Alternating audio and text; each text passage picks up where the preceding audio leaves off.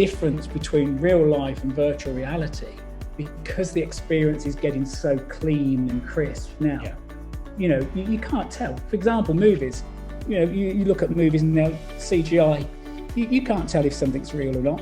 And I think that will seep into real life as well. It'll be like, am I really seeing a table out there, or is that a virtual reality table?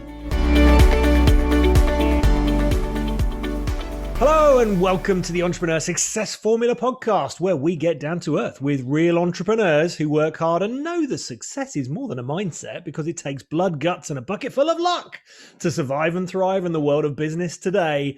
My name is Damien Mark Smith, and I am the host for the show and author of the Entrepreneur Success Formula, How Thriving Business Owners Actually Do It.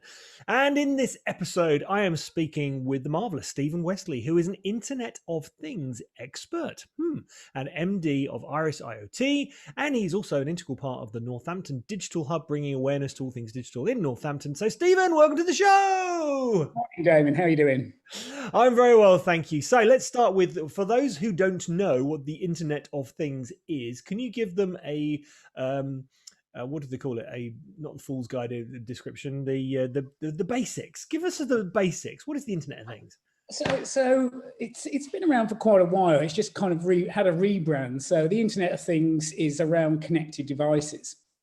So we've always had, for the last decade at least, connected machines talking to each other. The Internet of Things is devices, sensors, monitors, anything that's carrying data over the internet, really. I don't know who came up with the name, the Internet of Things. I think they just kind of thought, because it can be anything to anybody. There's not a specific name where you can go, yeah, this is what it's about. And it just kind of came around, the Internet of Things. So it depends on what sector you're in, and what you want to do with the data and the information you collect.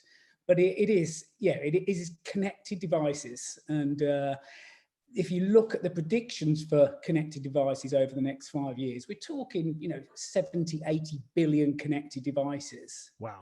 Absolutely everything is going to be connected. We're already seeing that, from smart fridges to cookers to cars to street lights. It is vast. But yeah, a quick overview: Internet of Things is connected devices. Because I know this will scare some people. So, for instance, I was on a conference the last 3 days, and they were looking at how Facebook algorithm works. And if there's two people in the house, and they both like fashion, but one of them's actually got a bit more money than the other one, Facebook will be able to tell who's who pretty quickly. Oh, some of the algorithms and, the processes that go in the background are scary if they're not managed correctly. And there is that fear, obviously, as we give our data out more and more freely these days, who reads the terms and conditions of when you download the latest app of what you're subscribing to? So, we've kind of accepted that. But when it starts controlling your life from your car to your alarm system at home, that's when the fear factor really kicks in. Yeah. So we need to have a control process of who we're allowing into our home, what instruments and what devices are we allowing into our homes as well. But because we're used to tech, we're used to technology making our life simpler, we kind of put that to the side and see the benefits of, okay, we'll let them share our data, because I want to be able to control my heating from 500 miles away. Because the cat's cold. Well, I've got some, as you'd expect, I've got some great bits of tech in my house. I bet you have. And some of the switches, I won't bore you with the real boring ones, like the electric blanket, because I'm very old and I love an electric blanket in the winter. But being able to sit at an airport, or used to sit in an airport and just turn my boy's PlayStation off because I could. That's brilliant. I love it. Right, we're going to come back to that in a bit, but let's go back to the beginning for a sec. So when did you start the business? Why did you start this particular business? Because I know there's a whole story behind that. And how did you get your very first customers? Okay, so we've been in the telecoms industry for 25, 30 years, mobile telecoms. we've always looked at innovation, always been excited by innovation. And obviously the telecoms industry has been so fast moving. You know, when I started, there were big brick phones, which, you know, cost £1,000 to buy, and the running costs were astronomical compared to what we now have, which obviously 5G. And it's just come on leaps and bounds. It's always been exciting for me. It's something I've been passionate about, something I've loved. So I've been looking at innovation for quite a while. We've had some really good hits over the years. And one of the focuses we had about 7 years ago was to focus on rugged devices, rugged mobile phones. And the reason being the longevity of phones. We could see that if you had a phone that was built to be dropped, it would last longer. And then, of course, if we kept phones longer, there's an environmental impact on keeping phones longer. So it was a focus from then that we thought was the way the market would go. And true, as we now know, very few people update the phones as regularly as they used to. They are keeping them longer because we're now kind of at a plateau where who cares if your camera's a couple of megapixels than the previous models? And, you know, these are expensive bits of technology we carry around with us. You know, you can pay over £1,000 for the latest flagship phone from, you know, one of the tier 1 manufacturers. So we looked at the rugged market, and we did very well out of the rugged market. We bought a global license from a big brand to produce a rugged handset for them. And on the roadmap, there was going to be a rugged tablet. And then we was going to build a rugged solution or hub to monitor issues in the construction industry. So they have big problems with dust, noise, and vibration. So when this company we bought the license from was looking into if we was going to damage their brand at all, when they was doing their due diligence, they realized that we could produce a handset for them to a standard that the brand was known for. But when it come to the ruggedized hub, we'd never built one before. So we kind of started looking into it, put a team on to research of the latest technologies. And to start off with, we just bought one off the shelf from a Chinese partner, changed some software and started playing with different technologies. And it was a failure. There was a lot of problems, a lot of things we'd never even thought of to start off with. We were backhauling over Wi-Fi, so we didn't have control of the data. It was going to the factory we used serve instead of ours, and there was an outage. And it was like, wow, these are big worrying things that we've got people's data, we've not got full control. So luckily, another partner approached us with a project to monitor CO2 levels in chicken sheds. Well, it's quite funny because on a Sunday afternoon, I was sitting in a chicken shed with 50,000 chickens running around. And I thought, how did I get here? You know, how has tech brought me here? But then the next day I was in a big football stadium monitoring crowd control and occupancy. And it's like, this is bizarre. You know, this is taking us all over the place. Anyway, so we was monitoring chicken sheds, and we partnered with some guys just set up who were ex-Intel and knew about internet security, antennas, and it was a good success for the partner. And what it did for us, it realized that IoT was going to be massive. There were so many different markets IoT would fit into. And what it would do, it'd give businesses and end users insights into their companies or into their daily life, how they're running, you know, their lives. And there was an efficiency. It was all about efficiencies, money saving, but those efficiencies, of course, also can reduce CO2 levels because we're not working as hard. We found it quite exciting. So we then set up Iris about three and a half years ago, just to focus on IoT. And we knew there was a lot of emerging technologies about to happen. So I won't get too technical, but these are called LPWANs, low-powered wide area networks, and they were fascinating. So from an outsider's point of view, to try and explain what an LPWAN is, if you imagine Bluetooth, we all know Bluetooth, and you can connect one device to another over about 20, 30 meters. But imagine if you could use roughly the same technology and connect hundreds or thousands of devices over miles using roughly the same technology. And then that's a completely different ball game. Mm-hmm. So the technologies that were emerging, there was one called Sigfox and another one called LoRa. And we started playing with these technologies, and they were just phenomenal. You know, we was able to put a hub in one of our offices over in Singapore, and we got in the car with the end sensor and drove for half an hour with this sensor, and it was still talking back to this one hub. And we thought, God, the possibilities of this, of being able to draw that much data without any infrastructure, is incredible.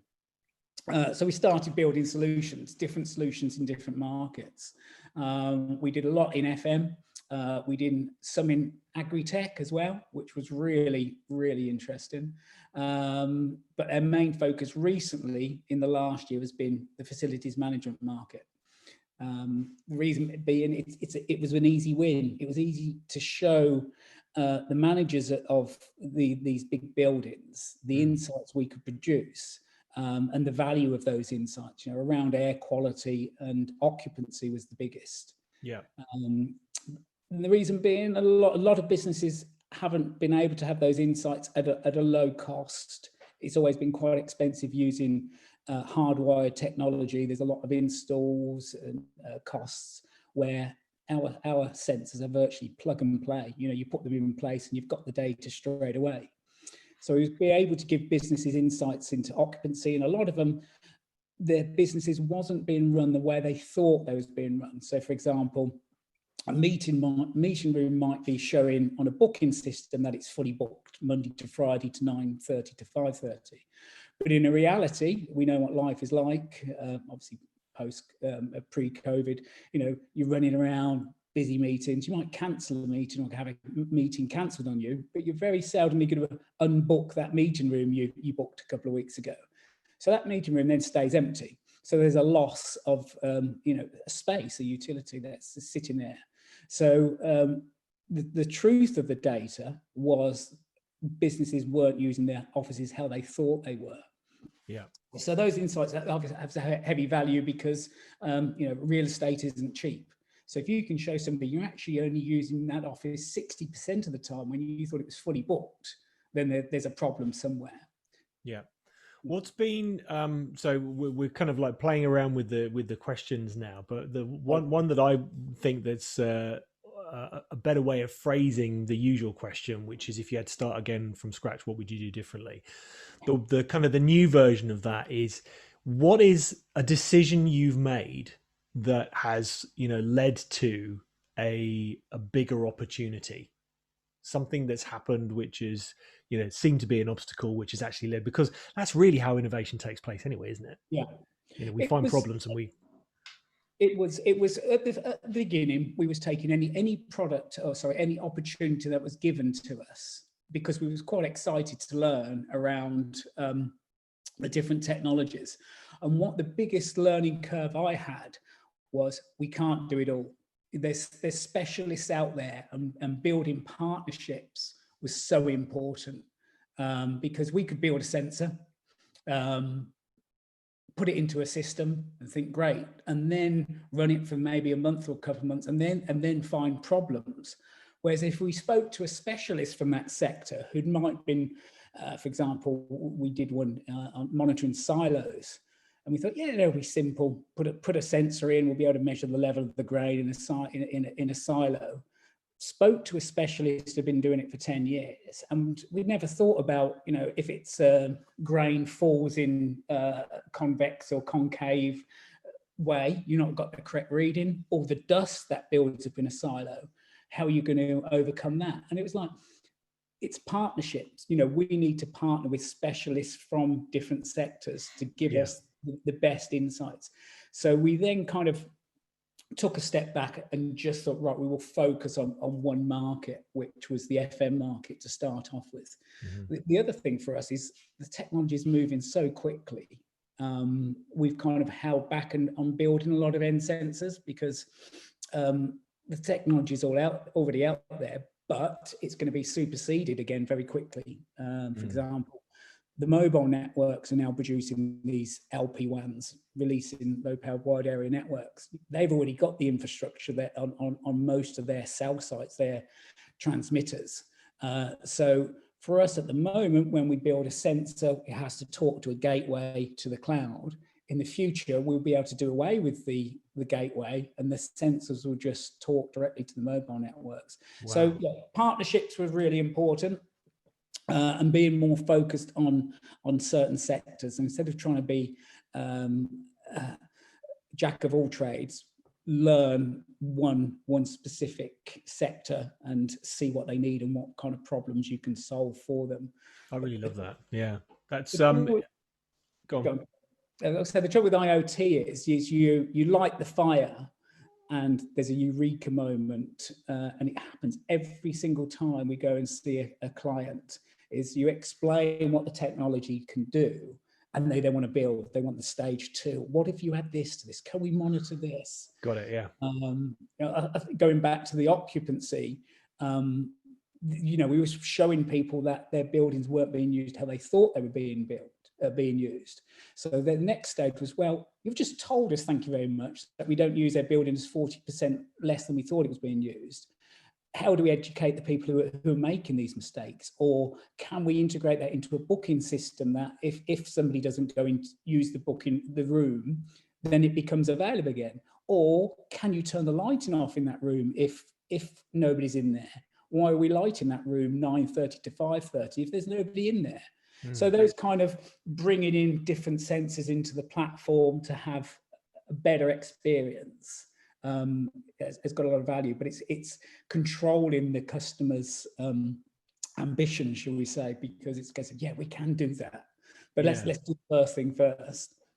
There's some really some deep learning in there for people that are, because a lot of the people that I've interviewed on this show, for instance, have said they would have got help sooner. And for a lot of people that are creating online learning at the moment, what they're realizing is that they don't have to be the expert in all of the different modules and sectors that they're actually creating, because there's someone out there who's actually done a good version of it already. And not only do you then partner with these people, but you're also bringing in their audience and opening it up to them as well, and vice versa. And it's a win-win situation. And when people get that, it's like a big moment. It's like, oh, and the way I explain that is like, if I go to your town, and we're both in Northampton, if you come to Northampton and you say, right, I've got an hour, show me the highlights, we're going to be thinking, right, there's the rugby stadium, there's the lift tower, there's the Nen, there's the, but we don't, we would both think it's like pretty much the similar sort of things, right? So don't reinvent the wheel. Like, come up with your secret sauce and be the expert at that. Yeah. Don't have to do everything, and people think they have to do everything.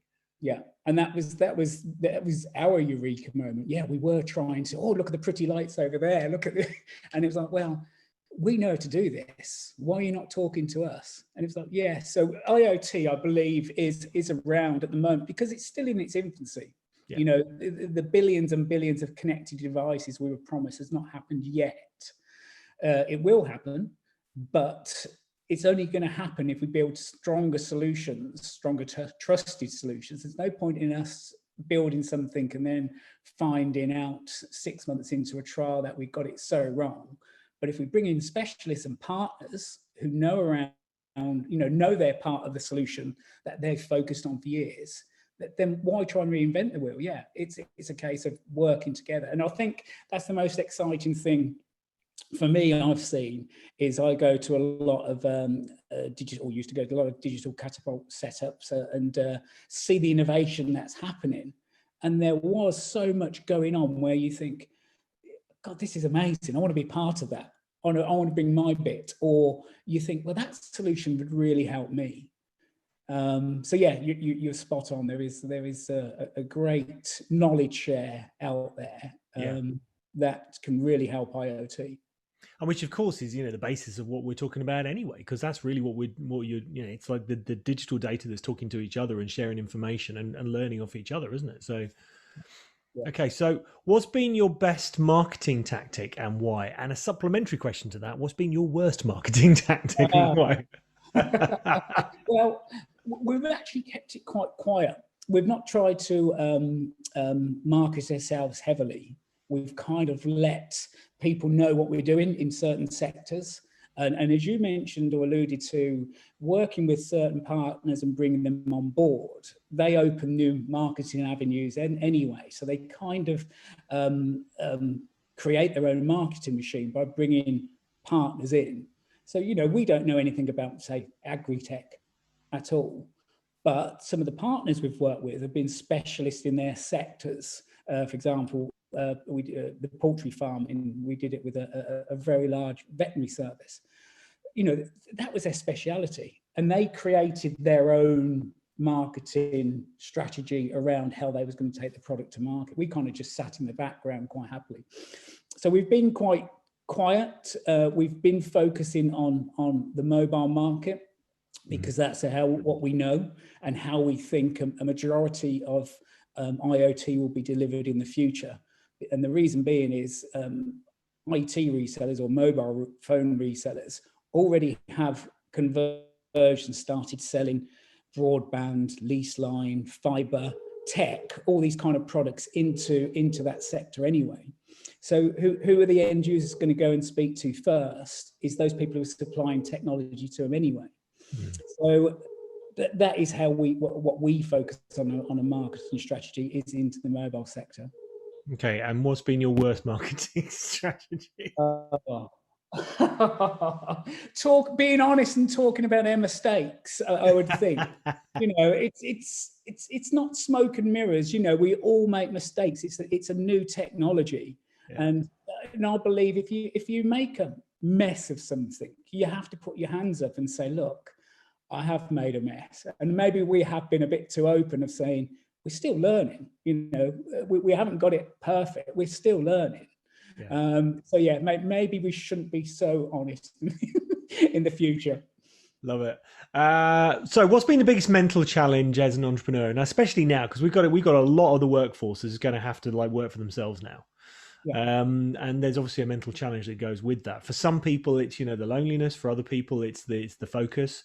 What has been your biggest mental challenge?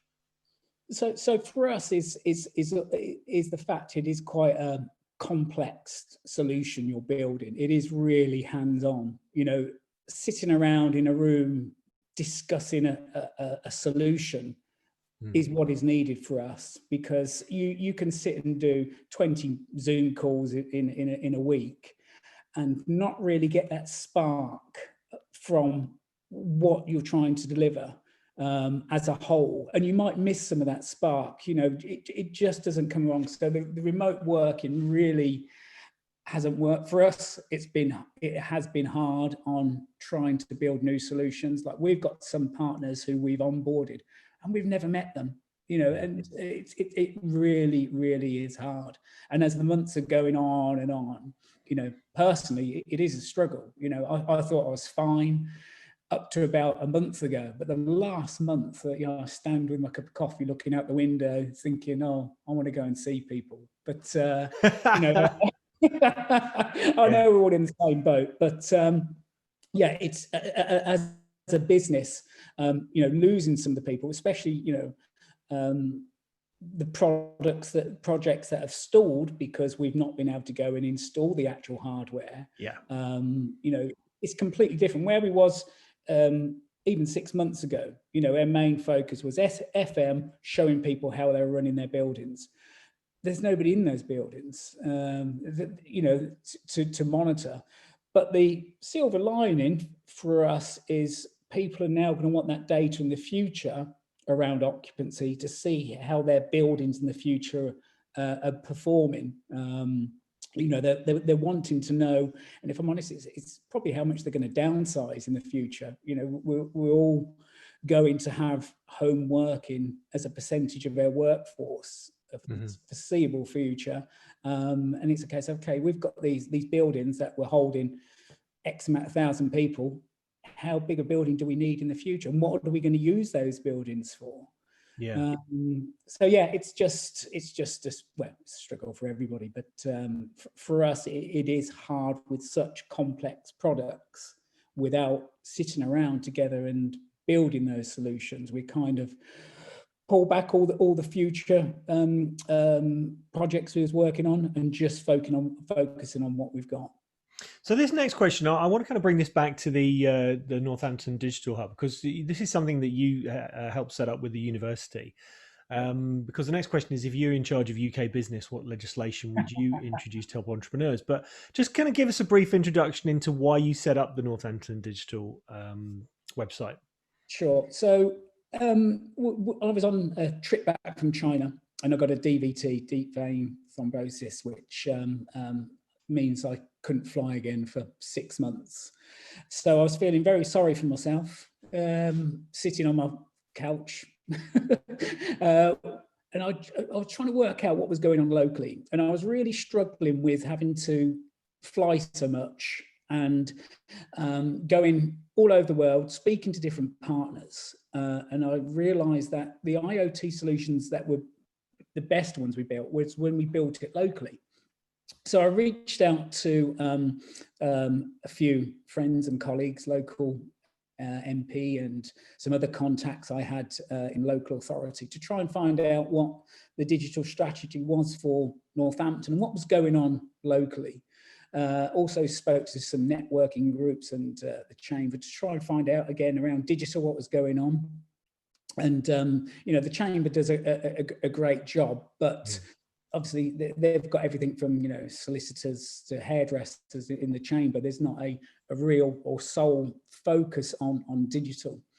So I took it upon myself to go and start banging doors around Northampton. So I kind of took a sabbatical or part sabbatical for 12 months and just went to see what was going on around Northampton. Luckily, I was introduced to Richard Beards at the Northampton County Council and David there, also Ian at the university and a few others, and also Andy at a company called Engine Creative.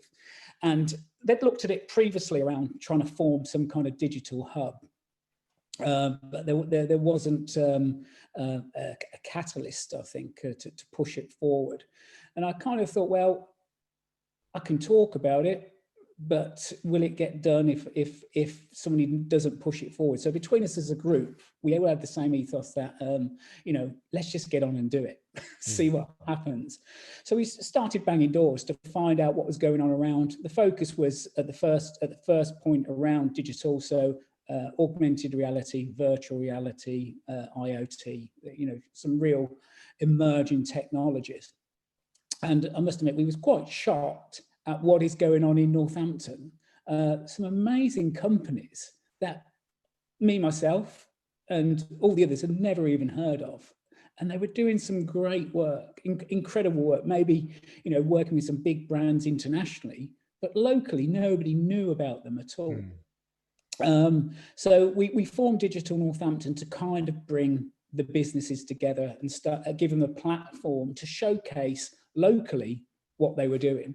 From the university's point of view, they had a real interest because there was a brain drain. You was getting students doing a degree in some form of tech and then going away to the bright lights of London, literally because they didn't know what was going on in Northampton. So yeah, we started working hard, and we put on, it would have been summer last year, an event called Merge Futures, which was held at the Waterside at the university. And it was a great event. We had about 300 or 400 people attend on the day. We had about 20 exhibitors, all focused on those core technologies. We now have a directory of about 100 companies in Northampton who are working in tech.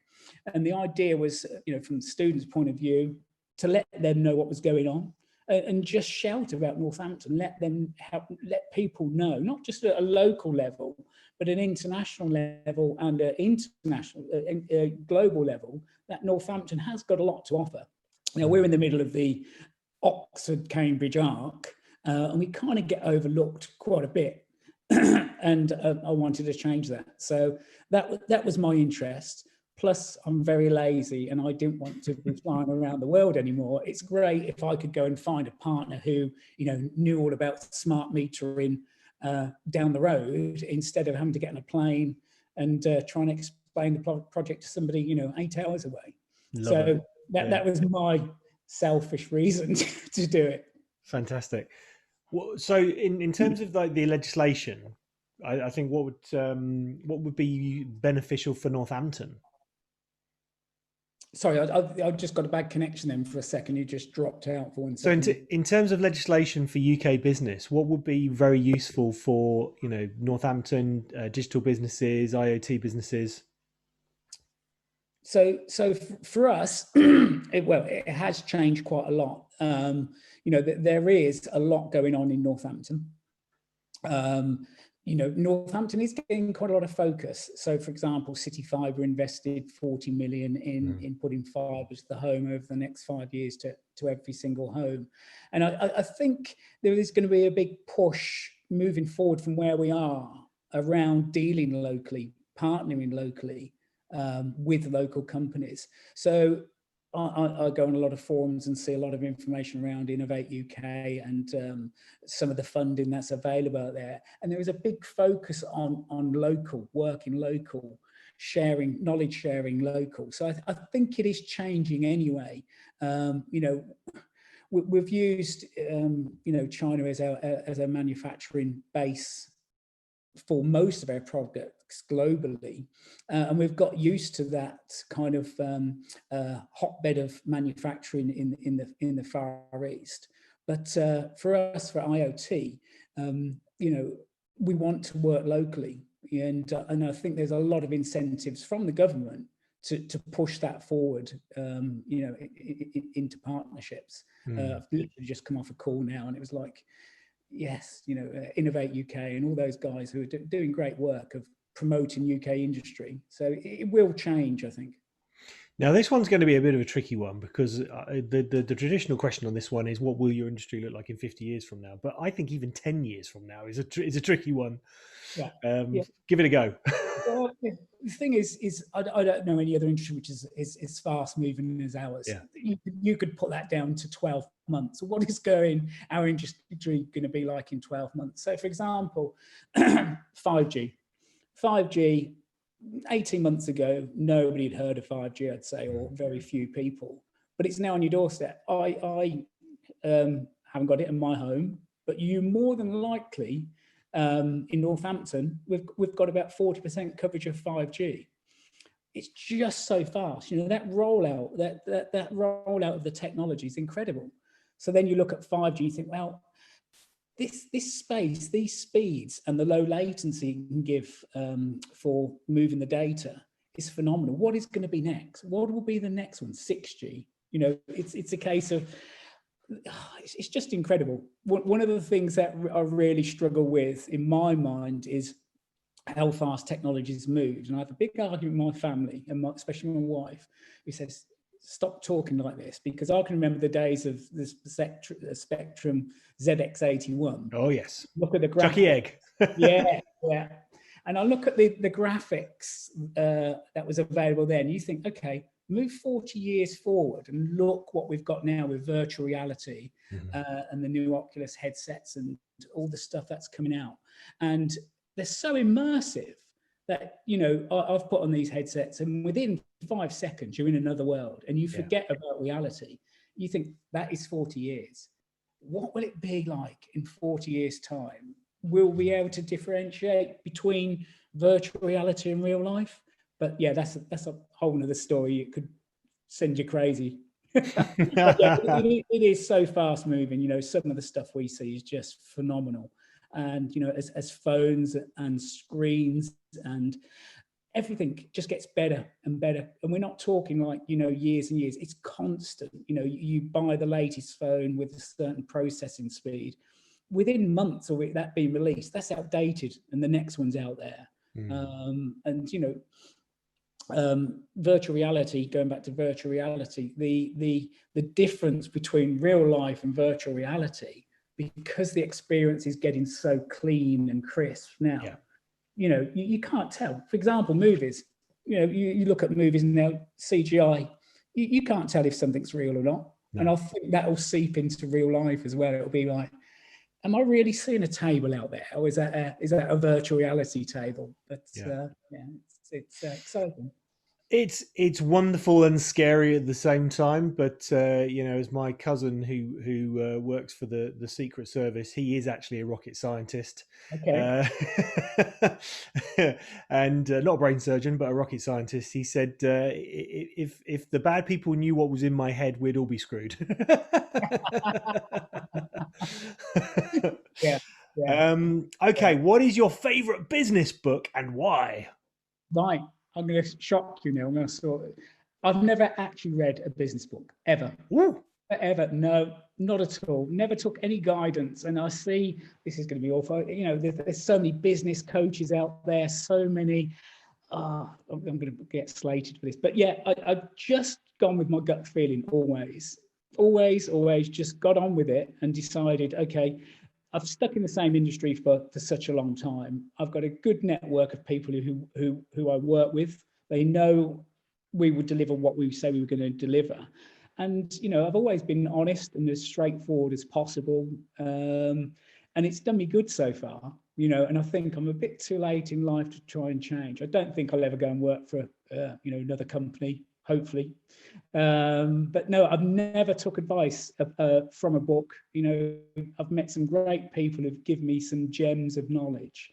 But yeah, being true to yourself and just, you know, going with that gut feeling. Well, I'll tell you what, in that gap, I'm gonna plug my own then, because my first book, Do Nothing, is all about how you can trust your intuition.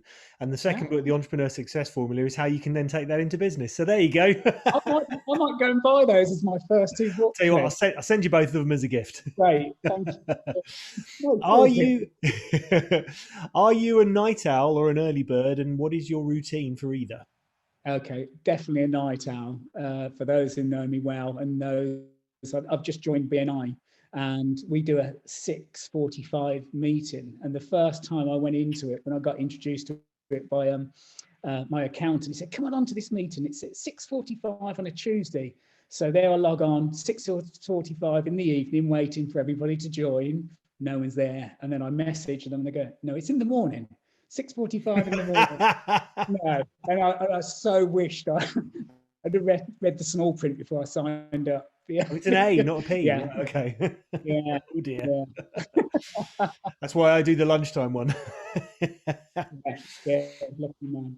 Now then, if there was, what is your favorite business or entrepreneurial movie, or any movie that has a kind of a metaphor in it that is relevant? I can never remember the name of it. It's not Get Shorty, it's the Big Short, I think it's called, which is the story about the subprime disaster. Oh, okay. And it was absolutely fantastic, amazing story.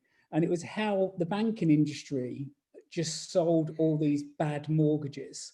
And it was like, as a business story, it was like how people just got thrown in. It was like, we have to get involved, you know, we have to toe the line, else it will all collapse. And it's such a amazing or scary business story of like how the banking system, you know, destroyed the economy just because everybody was forced into doing it. Nobody could back out, and there was no whistleblowers or anything for years. And it just obviously caused a big collapse a decade ago. But that was probably my favourite film. Make sure you get the name of that, and I'll put it in the show notes, and also on the ever-growing list of movies and books to send out to people. So, and if they made a movie about you and your business, who would play you in the starring role? How vain do you want me to be? But Daniel Craig, yeah. But, you know, we all aspire to, you know, being healthy and, but I don't know, Daniel Craig, if yeah, maybe not. Oh, brilliant. David Tennant can play anyone at the moment because he's just an incredible actor. So he was fantastic. He's amazing, isn't he? Right, what are your plans for expansion? I'm not even going to say exit because I think you're like me. You'll carry on doing this until the day you die because you love it. So what are your plans for expansion? Well, that funny enough, I was supposed to be sitting on a beach somewhere, and it wasn't until I'm going to say like 2 or 3 years ago, and I just got so excited about the technology, and I just thought, I can't miss out on this. I want to carry on. Yeah. So, for us, we have spent the last 2 or 3 years learning our art and growing steadily without running. We have run before we could, and on previous projects and companies. And I actually quite like, or I'm lucky enough to be in a position where we choose who we work with, who we partner with, and there's so much value to that. So we are plodding along quite nicely, growing the business, taking on people slowly, especially at the moment. We're slowly having people come back into the company, which is great. But as ours is project led, it is hard times out there. But we're just quite happy with the partners and what we're bringing into the system, and watch it grow organically. So yeah, we're in no big rush at the moment. Quite lucky the way we are structured.